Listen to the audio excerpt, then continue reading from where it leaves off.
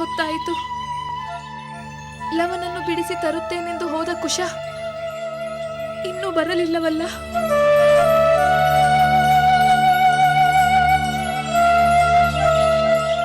ಲವನಿಗಾದಂತೆ ಕುಶನಿಗೂ ಏನಾದರೂ ಅಪಾಯ ಸಂಭವಿಸಿರಬಹುದೇ?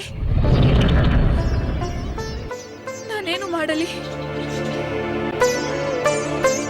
ನಾನೇ ಹೋಗಿ ಏನಾಯ್ತೆಂದು ನೋಡಲೆ?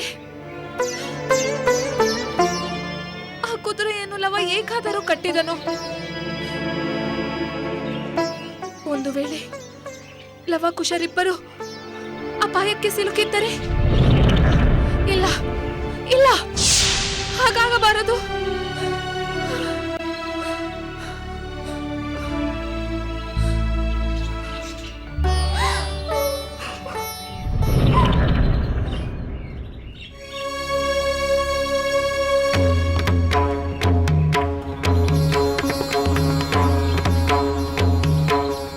ಮತ್ತೆ ಮುನಿಕುಮಾರರೇ, ಬನ್ನಿ. ಬಂದಿರಾ? ಏನು ತಾಯಿ, ನೀವು ಬಹಳ ಆತಂಕಗೊಂಡಿರುವಂತಿದೆ. ಆತಂಕವಲ್ಲದೆ ಆನಂದದಿಂದಿರಲು ಸಾಧ್ಯವೇ? ಈಗ ಏನಾಯಿತೆಂದು ನಿಮಗೆ ಈ ಆತಂಕ? ಲವಕುಶರ ಕ್ಷೇಮದ ಬಗ್ಗೆ ಆತಂಕಗೊಂಡಿದ್ದೇನೆ. ಲವನನ್ನು ಮೂರ್ಛೆಗೊಳಿಸಿ ರಥದಲ್ಲಿ ಕರೆದುಕೊಂಡು ಹೋದರೆಂದು ನೀವೇ ಹೇಳಿದ್ದಿರಲ್ಲ? ಹೌದು, ನಾವೇ ಹೇಳಿದ್ದೆವು. ಲವನನ್ನು ಬಿಡಿಸು ತರುವುದಾಗಿ ಕುಶ ಪ್ರತಿಜ್ಞೆ ಮಾಡಿ ಹೋದನಲ್ಲ. ನೀವು ಇನ್ನೇಕೆ ಚಿಂತೆ ಮಾಡಬೇಕು? ಆದರೆ ಲವನೂ ಬರಲಿಲ್ಲ, ಕುಶನೂ ಬರಲಿಲ್ಲ. ಯುದ್ಧದಲ್ಲಿ ಲವನಂತೆ ಕುಶನು ಪರಾಭವಗೊಂಡಿದ್ದರೆ ಎಂದು ನಾನು ಚಿಂತಿಸುತ್ತಿದ್ದೇನೆ. ಅದಕ್ಕೆ ಕಾರಣವೇ ಇಲ್ಲ. ಏಕೆಂದರೆ ಈಗಾಗಲೇ ನಮ್ಮ ಕುಶ ಲವನನ್ನು ಬಿಡಿಸಿದ್ದಾನೆ. ಲವ ಕುಶರು ಕ್ಷೇಮದಿಂದಿದ್ದಾರೆ. ಹೌದೇ? ನನ್ನ ಮಕ್ಕಳು ಕ್ಷೇಮದಿಂದಿದ್ದಾರೆಯೇ? ಹೌದಮ್ಮ, ಅವರು ಕ್ಷೇಮದಿಂದಿದ್ದಾರೆ. ಕುಶ ತಾನು ಆಡಿದ ಮಾತನ್ನು ಸಾಧಿಸಿದ್ದಾನೆ. ಆ ರಾಜನನ್ನು ಪರಾಭವಗೊಳಿಸಿದ್ದಾನೆ. ಅಪ್ಪ, ಈಗ ನನಗೆ ಸಮಾಧಾನವಾಯಿತು. ನನ್ನ ಮಕ್ಕಳು ಕ್ಷೇಮದಿಂದಿದ್ದಾರೆ ಎಂದು ಕೇಳಿ ನನ್ನ ಆತಂಕ ದೂರವಾಯಿತು. ಕುಶನ ಪರಾಕ್ರಮವನ್ನು ಕಂಡು ನಮಗಂತೂ ವಿಪರೀತ ಆಶ್ಚರ್ಯವಾಯಿತು. ಆ ರಾಜ ಪ್ರಯೋಗಿಸಿದ ದಿವ್ಯಾಸ್ತ್ರಗಳನ್ನೆಲ್ಲ ಎದುರಿಸಿ ಕಡೆಗೆ ಅವನನ್ನೇ ಮೂರ್ಛೆಗೊಳಿಸಿದ. ಅಷ್ಟರಲ್ಲಿ ಲವನಿಗೂ ಎಚ್ಚರವಾಯಿತು. ಈಗ ಅವರಿಬ್ಬರು ಒಟ್ಟಿಗೆ ಇದ್ದಾರೆ. ಅಲ್ಲಿನ್ನೇನು ಕೆಲಸ? ಬೇಗ ಹಿಂದಿರುಗಿ ಬರಬಾರದಾಗಿತ್ತೆ? ಆ ರಾಜನ ಬೆಂಬಲಕ್ಕೆ ಬೇರೆ ಯಾರಾದರೂ ಯುದ್ಧಕ್ಕೆ ಬರಬಹುದೆಂದು ಕಾಯುತ್ತಿದ್ದಾರೆ. ಎಂಥ ಅವಿವೇಕ! ಬಹುಶಃ ಯಾರಾದರೂ ಬರುತ್ತಾರೆ. ಅವರನ್ನು ಸೋಲಿಸಿ ನಿಮ್ಮ ಮಕ್ಕಳು ಯುದ್ಧವನ್ನು ಪೂರ್ಣಗೊಳಿಸಿ ವಿಜಯಶಾಲಿಗಳಾಗಿ ಬರುವುದರಲ್ಲಿ ಸಂಶಯವಿಲ್ಲ. ಪಾಲಕರು ಬಾಲಕರಂತಿರದೆ ಇಂಥ ಘನವಾದ ತೊಡಕಿನಲ್ಲಿ ಏಕೆ ಸಿಕ್ಕಿಕೊಳ್ಳಬೇಕು? ಇವರೇ ಈ ಯುದ್ಧೋತ್ಸಾಹವನ್ನು ಕಂಡರೆ ಮುಂದೇನಾಗಬಹುದು ಎಂದು ನನಗೆ ಭಯವಾಗುತ್ತಿದೆ. ನೀವು ಭಯಪಡಬೇಡಿ ತಾಯಿ, ನಿಮ್ಮ ಮಕ್ಕಳು ಅಂತಿಂತವರಲ್ಲ, ಮಹಾಪರಾಕ್ರಮಿಗಳು. ನಾವು ಈಗಲೇ ಅಲ್ಲಿಗೆ ಹೋಗುತ್ತೇವೆ. ಅಲ್ಲಿ ನಡೆಯುವುದನ್ನು ಬಂದು ನಿಮಗೆ ತಿಳಿಸುತ್ತೇವೆ. ನೀವು ಧೈರ್ಯವಾಗಿರಿ. ನಿಮ್ಮ ಮಕ್ಕಳನ್ನು ಜಯಿಸುವುದು ಯಾರಿಗೂ ಅಷ್ಟು ಸುಲಭವಲ್ಲ. ಆಗಲಿ ಮಕ್ಕಳೇ, ಅಲ್ಲಿ ಏನಾದರೂ ಆಪತ್ತು ಸಂಭವಿಸಿದರೆ ಕೂಡಲೇ ಬಂದು ನನಗೆ ತಿಳಿಸಿ. ನಾನು ಕಾಯುತ್ತಿದ್ದೇನೆಂದು ನನ್ನ ಮಕ್ಕಳಿಗೆ ಮೊದಲು ತಿಳಿಸಿ. ಹಾಗೇ ಆಗಲಮ್ಮ, ನಾವಿನ್ನು ಬರುತ್ತೇವೆ.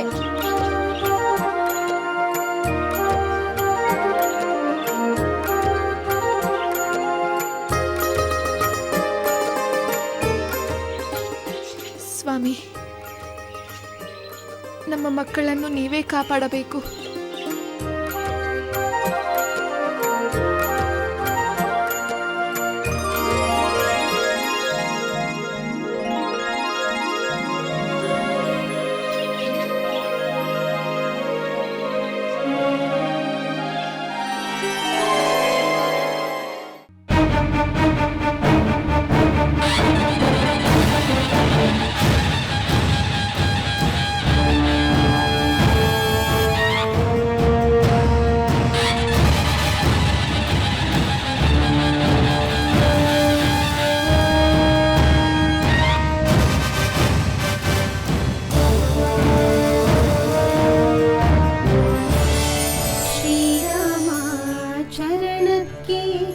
अभिवंदना श्रीराम चरितया ಶುಭಗಾಯನ ಶ್ರೀರಾಮಾಚರಣಕ್ಕೆ ಅಭಿವಂದನ ಶ್ರೀರಾಮ ಚರಿತೆಯ ಶುಭಗಾಯನ.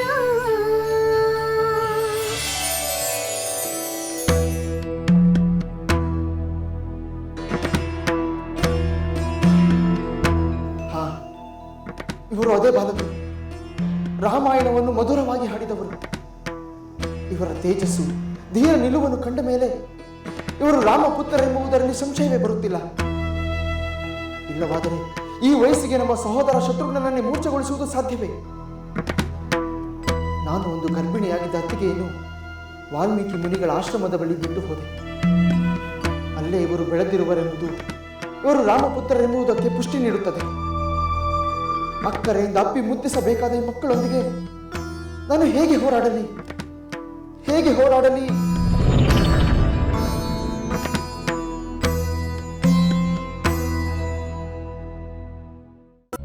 ಎಲೈ ರಾಜಕುಮಾರ, ನಮ್ಮೊಂದಿಗೆ ಹೇಗೆ ಹೋರಾಡುವುದೆಂದು ಯೋಚಿಸುತ್ತಿರುವೆಯಾ? ಈ ಬಾಲಕರೊಂದಿಗೆ ಹೋರಾಡುವುದು ನಿನ್ನ ಗಣತೆಗೆ ತಕ್ಕುದಲ್ಲವೆಂದು ಚಿಂತಿಸುತ್ತಿರುವೆಯಾ? ಅಂಥ ಭಾವನೆ ಇದ್ದರೆ ಅದನ್ನು ಮರೆತು ಬಿಡು. ಪರಾಕ್ರಮಕ್ಕೆ ವಯಸ್ಸು ಅಡ್ಡವಾಗುವುದಿಲ್ಲವೆಂಬುದನ್ನು ಮರೆಯಬೇಡ. ಈಗಾಗಲೇ ನಿನ್ನಂತ ಒಬ್ಬ ವೀರನನ್ನು ಪರಾಭವಗೊಳಿಸಿರುವ ನಮ್ಮ ಮೇಲೆ ನೀನು ಧೈರ್ಯವಾಗಿ ಯುದ್ಧ ಮಾಡು. ನಿನ್ನ ಘನತೆ ಗೌರವಗಳಿಗೆ ಯಾವ ಕುಂದು ಉಂಟಾಗುವುದಿಲ್ಲ. ಮಕ್ಕಳೇ, ನಿಮ್ಮೊಂದಿಗೆ ಹೋರಾಡಲು ಘನತೆ ಗೌರವಗಳು ಅಡ್ಡಿಯಾಗುತ್ತಿಲ್ಲ, ಪ್ರೀತಿ ವಾತ್ಸಲ್ಯವೂ ಅಡ್ಡಿಯಾಗುತ್ತಿದೆ. ವಿಚಿತ್ರವಾಗಿದೆ. ಯುದ್ಧ ಮಾಡಲು ಬಂದವನಿಗೆ ನಮ್ಮ ಮೇಲೆ ಎಂಥ ಪ್ರೀತಿ, ರಣಭೂಮಿಯಲ್ಲಿ ಎದುರಾಳಿಯ ಮೇಲೆ ಎಂತ ವಾತ್ಸಲ್ಯ. ಮಕ್ಕಳೇ, ನಿಮ್ಮ ಶೌರ್ಯ ಪರಾಕ್ರಮಗಳನ್ನು ನಾನು ಮೆಚ್ಚುತ್ತೇನೆ. ಅದೇಕೋ ನಿಮ್ಮ ಮೇಲೆ ನನಗೆ ಅಕ್ಕರೆ ಮೂಡುತ್ತಿದೆ. ಯುದ್ಧ ಮಾಡಲು ಮನಸ್ಸು ಹಿಂಜರಿಯುತ್ತಿದೆ. ನಿಮಗೊಂದು ಸಲಹೆ ನೀಡಲೇ? ಎಂತ ಸಲಹೆ? ಆ ಸಲಹೆಯಲ್ಲಿ ಯುದ್ಧ ಬೇಡವೆಂಬ ಮಾತು ಇರಬಾರದು. ಮಕ್ಕಳೇ, ನಾನು ಸಂದಿಗ್ಧದಲ್ಲಿ ಸಿಲುಕಿದ್ದೇನೆ. ನಿಮ್ಮೊಂದಿಗೆ ಯುದ್ಧ ಮಾಡುವ ಉತ್ಸಾಹವೂ ಇಲ್ಲ. ನಿಮ್ಮಿಂದ ಯಾಗದ ಕುದುರೆಯನ್ನು ಬಿಡಿಸಿಕೊಂಡು ಹೋಗದಿರುವಂತೆಯೂ ಇಲ್ಲ. ಆದ್ದರಿಂದ ನೀವು ಹಿಡಿದಿರುವ ಕುದುರೆಯನ್ನು ಬಿಟ್ಟು ಬಿಡಿ. ಅದಕ್ಕೆ ಪ್ರತಿಯಾಗಿ ನಿಮಗೆ ಧನ ಕನಕ ವಸ್ತು ವಾಹನಗಳಾದಿಯಾಗಿ ಏನು ಬೇಕಾದರೂ ಕೊಡುತ್ತೇನೆ. ಸಾಧ್ಯವಿಲ್ಲ. ನಾವು ಕುದುರೆಯನ್ನು ಬಿಡುವುದಿಲ್ಲ. ಬಿಟ್ಟರೆ ಅದರ ಅರ್ಥ ನಾವು ಶರಣಾಗುತ್ತರಾದಂತೆ. ವೀರರಾದವರು ಎಂದಿಗೂ ಶರಣಾಗುತ್ತರಾಗುವುದಿಲ್ಲ. ಕುದುರೆಯ ಹಣೆಯ ಮೇಲೆ ನಿಮ್ಮ ಪರಾಕ್ರಮಕ್ಕೆ ಪಂಥಾಹ್ವಾನ ನೀಡಬಹುದೆಂದು ನೀವೇ ಬರೆದಿರುವಿರಲ್ಲ. ನಿಮ್ಮ ಪರಾಕ್ರಮಕ್ಕೆ ನಮ್ಮ ಪರಾಕ್ರಮದಿಂದಲೇ ಉತ್ತರ ನೀಡುತ್ತೇವೆ. ಸಾಧ್ಯವಾದರೆ ನಮ್ಮನ್ನು ಸೋಲಿಸಿ ನಿಮ್ಮ ಕುದುರೆಯನ್ನು ಬಿಡಿಸಿಕೋ.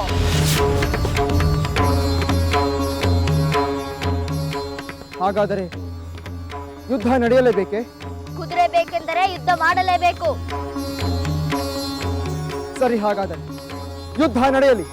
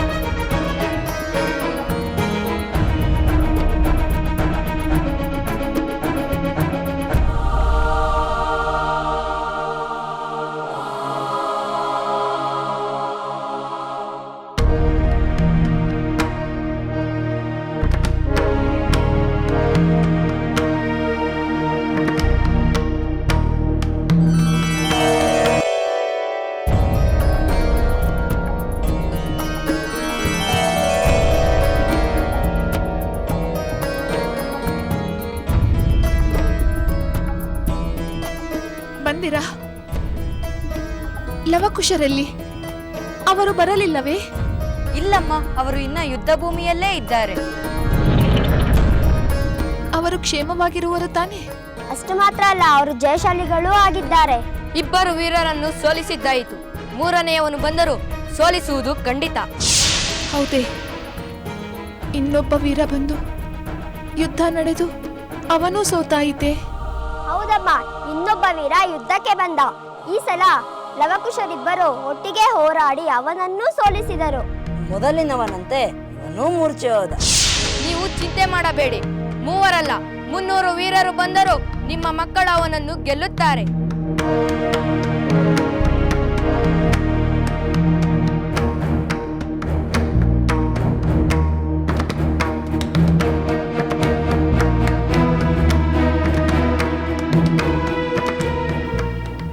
ಎಷ್ಟೇ ಆಗಲಿ ಇವರು ರಘುವಂಶದ ಕುಡಿಗಳಲ್ಲವೇ? ತ್ರಿಲೋಕ ವೀರನಾದ ಪುರುಷೋತ್ತಮನಾದ ರಾಮನ ಪುತ್ರರಲ್ಲವೇ? ಅಷ್ಟಕ್ಕೂ ನನ್ನ ಮಕ್ಕಳು ಈಗ ಯಾರೊಂದಿಗೆ ಯುದ್ಧ ಮಾಡುತ್ತಿದ್ದಾರೆ? ಅವರಾರು? ಯಾವ ದೇಶದ ರಾಜರು?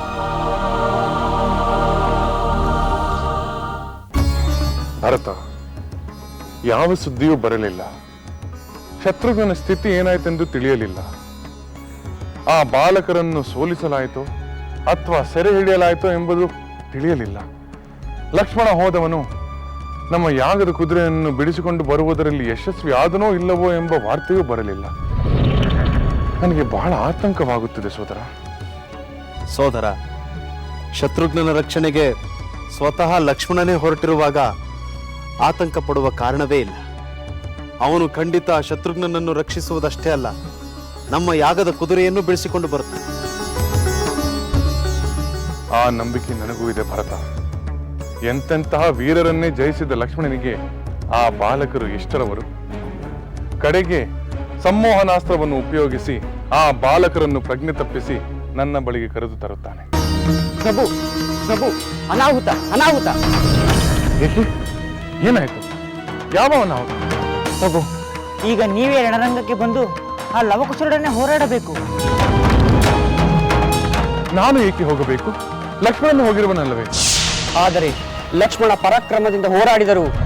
ಕಡೆಗೆ ಏನಾಯ್ತು? ಲಕ್ಷ್ಮಣನಿಗೆ ಏನಾಯ್ತು? ಆ ಬಾಲಕರ ಬಾಣಗಳ ಆಘಾತದಿಂದ ಅವರು ಕೂಡ ನೆಲದ ಮೇಲೆ ಹೊರಗಿದರು. ಏನು? ನನ್ನ ಸೋದರ ನೆಲದಲ್ಲಿ ಹೊರಗಿದ್ದಾನೆ?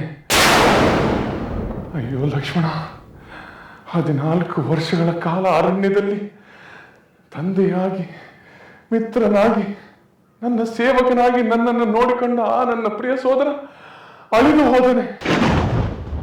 ಇದೆಂತಹ ಘೋರ ವಾರ್ತೆ! ಇಲ್ಲ ಪ್ರಭು, ಲಕ್ಷ್ಮಣ ಅಳಿದಿಲ್ಲ. ಆ ಬಾಲಕರ ಬಾಣದ ಆಘಾತಕ್ಕೆ ಮೂರ್ಛೆ ಹೋಗಿದ್ದಾರೆ. ವೀರಾದಿ ವೀರರಾದ ನನ್ನ ಸೋದರರಿಗೆ ಎಂತಹ ದುರ್ಗತಿ ಪ್ರಾಪ್ತವಾಯಿತು? ಪರಿಶುದ್ಧರಾದ ಸೀತಾದೇವಿಯನ್ನು ಕಾಡಿಗೆ ಕಳಿಸಿದ್ದರಿಂದಲೇ ಶ್ರೀರಾಮನಿಗೆ ಇಂತಹ ದುರ್ಗತಿ ಪ್ರಾಪ್ತವಾಯಿತು. ಇಲ್ಲವಾದರೆ ಯಾರಿಂದಲೂ ಸೋಲಿಸಲಾಗದ ಲಕ್ಷ್ಮಣ ಶತ್ರುಘ್ನರು ಇಂದು ಸೋಲುತ್ತಿದ್ದಾರೆ. ಅರಣ್ಯದಲ್ಲಿ ಮುನಿಗಳ ಆಶ್ರಮದಲ್ಲಿರುವ ಬಾಲಕರೇ ಇಂತಹ ಸಾಹಸ ತೋರಿದ್ದಾರೆಂದರೆ ಆಶ್ಚರ್ಯವಾಗುತ್ತದೆ. ಇದರಲ್ಲಿ ಏನಾದರೂ ವಿಶೇಷವೇ ಇರಬೇಕೆನಿಸುತ್ತದೆ. ದೂತರೆ, ಆ ಬಾಲಕರ ಪೂರ್ವಾಪರಗಳ ಬಗ್ಗೆ ಏನಾದರೂ ತಿಳಿಯುತ್ತೆ? ಇಲ್ಲ ಪ್ರಭು, ಅವರು ಮುನಿಕುಮಾರರಂತೆಯೇ ಕಾಣುತ್ತಾರೆ. ಆದರೆ ತೇಜಸ್ಸಿನಲ್ಲಿ ಕ್ಷತ್ರಿಯರಂತೆಯೇ ಕಾಣುತ್ತಾರೆ. ಕುದುರೆಯನ್ನು ಕಟ್ಟುವ ಧೈರ್ಯ ಆ ಬಾಲಕರಿಗೆ ಎಲ್ಲಿಂದ ಬಂತು? ಮಹಾಪರಾಕ್ರಮಿಗಳಾದ ಲಕ್ಷ್ಮಣ ಶತ್ರುಘ್ನನ್ನು ಸೋಲಿಸುವ ಶೌರ್ಯ ಅವರಿಗೆ ಹೇಗೆ ಬಂತು? ಕೇವಲ ಬಾಲಕರಾದವರಲ್ಲಿ ಇಂತಹ ಶೌರ್ಯ ಪರಾಕ್ರಮ ಇರಲು ಹೇಗೆ ಸಾಧ್ಯ? ಸಹೋದರ, ಮೂರ್ಛೆ ಹೋದರೆಂದರೆ ನಮ್ಮ ಸೋದರರು ಪರಾಭವಗೊಂಡಂತಾಗಲಿಲ್ಲ. ನಾನೇ ಹೋಗುತ್ತೇನೆ. ಆ ಬಾಲಕರ ಅಹಂಕಾರವನ್ನು ಅಡಗಿಸಿ ನಮ್ಮ ಸೋದರರನ್ನು ಯಾಗದ ಕುದುರೆಯನ್ನು ಬಿಡಿಸಿಕೊಂಡು ಬರುತ್ತೇನೆ. ಭರತ, ನೀನು ಹೋಗುತ್ತೀಯ? ಹೌದು ಹೌದು ಸೋದರ, ಅದು ನನ್ನ ಕರ್ತವ್ಯ.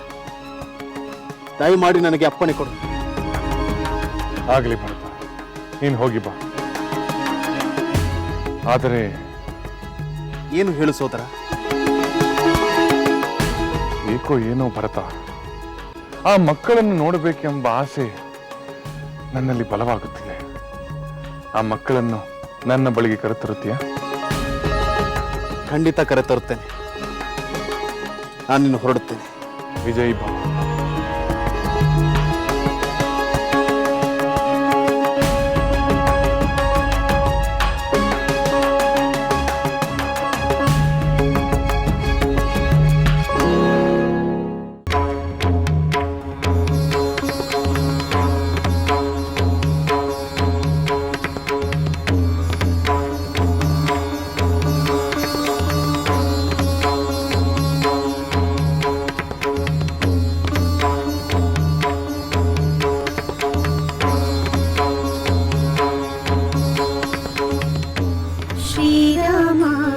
चरणಕ್ಕೆ ಅಭಿವಂದನಾ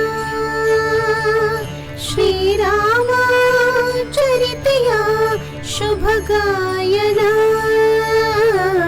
ಶ್ರೀರಾಮ ಚರಣಕ್ಕೆ ಅಭಿವಂದನಾ ಶ್ರೀರಾಮ ಚರಿತೆಯ ಶುಭ ಗಾಯನ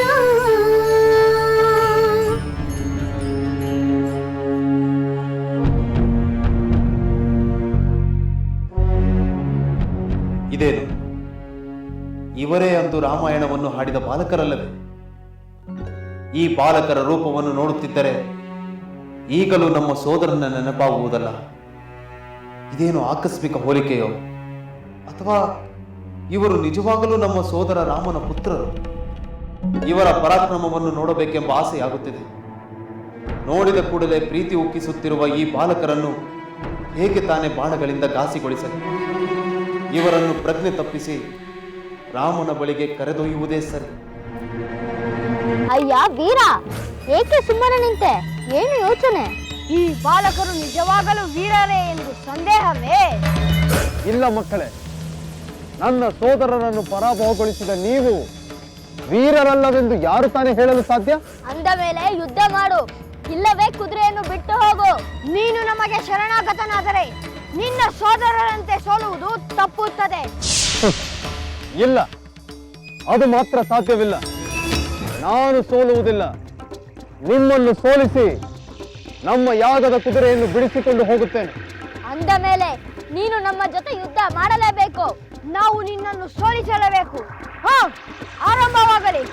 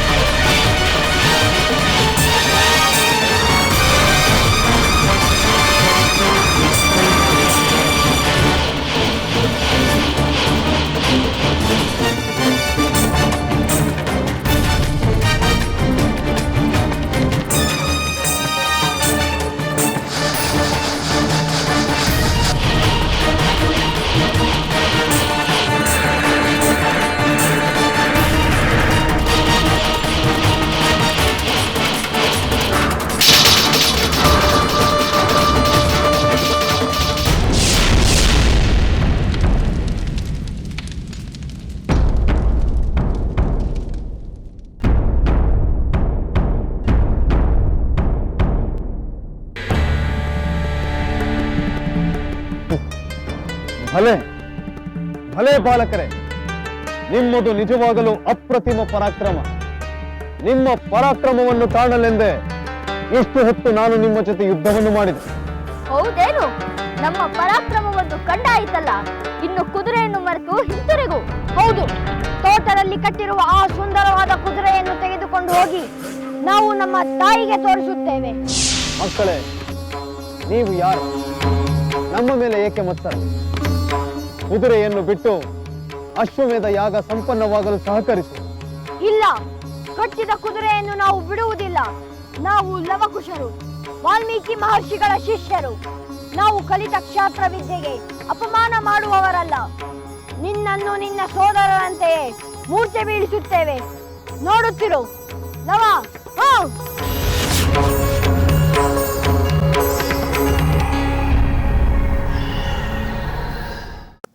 ಲವ.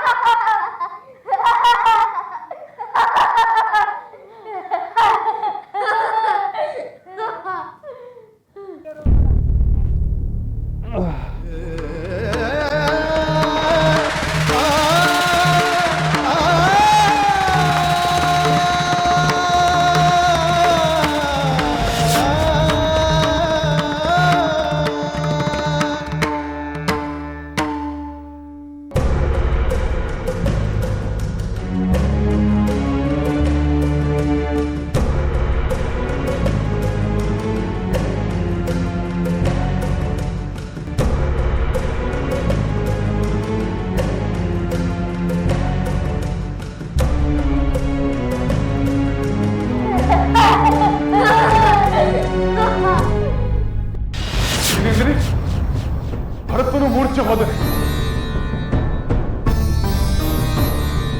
ಸರಿ, ನಾನೇ ರಣರಂಗಕ್ಕೆ ಬರುತ್ತೇನೆ. ಆ ಬಾಲಕರ ಪರಾಕ್ರಮವೇನೆಂದು ನಾನೇ ನೋಡುತ್ತೇನೆ. ರಾಮನ ಬಾಣಗಳಿಗೆ ಆ ಬಾಲಕರನ್ನು ಶರಣಾಗಿಸುವ ಶಕ್ತಿ ಇದೆಯೋ ಇಲ್ಲವೋ ಎಂದು ನಾನು ಪರೀಕ್ಷಿಸುತ್ತೇನೆ.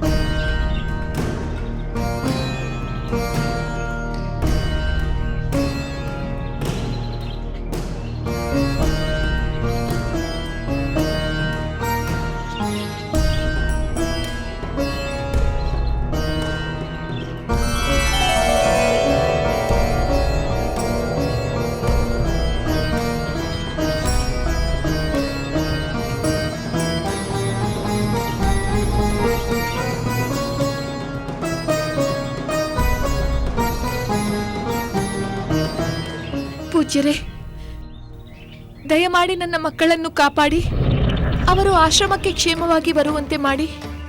ಅಂಥದ್ದೇನಾಯ್ತು ಮಗಳೇ? ಏಕಿಷ್ಟು ಆತಂಕ? ಲವಕುಶರು ಏನಾಗಿದೆ? ಪೂಜ್ಯರೇ, ಲವಕುಶರು ಯಾರೊಂದಿಗೋ ಯುದ್ಧ ಮಾಡುತ್ತಿದ್ದಾರೆ. ಯುದ್ಧವೇ? ಹೌದು ಪೂಜ್ಯರೇ, ಲವ ಯಾರದೋ ಕುದುರೆಯನ್ನು ಕಟ್ಟಿದನಂತೆ. ಅವರ ಕಡೆಯವರು ಯುದ್ಧಕ್ಕೆ ಬಂದರಂತೆ. ಅವರಲ್ಲಿ ಈಗಾಗಲೇ 3 ವೀರರನ್ನು ಇವರು ಸೋಲಿಸಿದ್ದಾರಂತೆ. ಇನ್ನು ಯಾರು ಬರುತ್ತಾರೋ ಬರಲಿ ಎಂದು ಯುದ್ಧ ಭೂಮಿಯಲ್ಲಿ ಕಾಯುತ್ತಿದ್ದಾರಂತೆ. ಪೂಜ್ಯರೇ, ಅವರಿಂದ ನನ್ನ ಮಕ್ಕಳಿಗೆ ಏನು ಅಪಾಯವಾಗುತ್ತದೋ ಎಂದು ಭಯದಿಂದ ನನ್ನ ಹೃದಯ ನಡುಗುತ್ತಿದೆ.